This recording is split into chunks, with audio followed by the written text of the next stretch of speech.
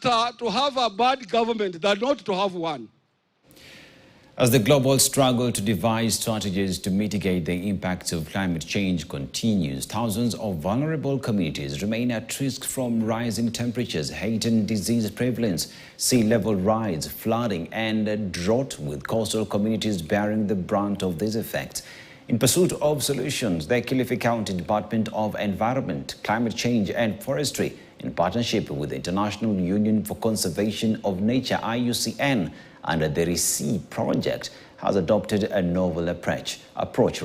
They are actively involving communities in developing climate actions led by locals, with the community placed at the forefront of steering these transformative efforts. Levis Musumba reports from Kilifi.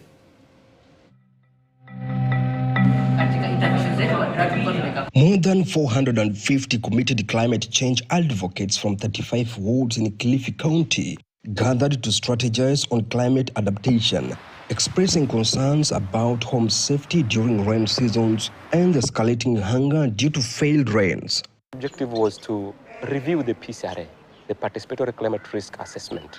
It's a report that we did in June last year, and this is an opportunity that we thought we can bring them on board, and probably a bigger group, to make sure we have more views, more specifically on the adaptation priorities for each ward.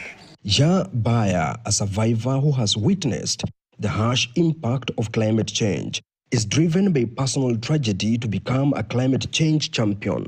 Kilio changu chenye nimekileta hapa sana sana ni mambo ya drought. Drought sana sana ndio inafikia wakati ina affect a large part of Magarini, ikifuatiwa na mambo ya mafuriko. Kilifi County Department of Environment, Climate Change and Forestry, in collaboration with the International Union for Conservation of Nature (IUCN), through the RECEIVE project, hosted a 5-day workshop bringing together diverse groups, including men, women, youth, and those with disability, to discuss resilience and sustainable development to mitigate climate change effects. And here we are looking at scaling conservation management of critical ecosystems. Here we are looking at mangrove management, conservation, restoration, seagrass conservation, and also coral reef conservation. We as a government have allocated 140 million to ensure to matters of climate change, and that's geared to ensuring that we mitigate the impacts of climate change in the community. Nora Nyazua, a chairperson of the WCCP, is taking charge of sensitizing youth to play a pivotal role in climate action.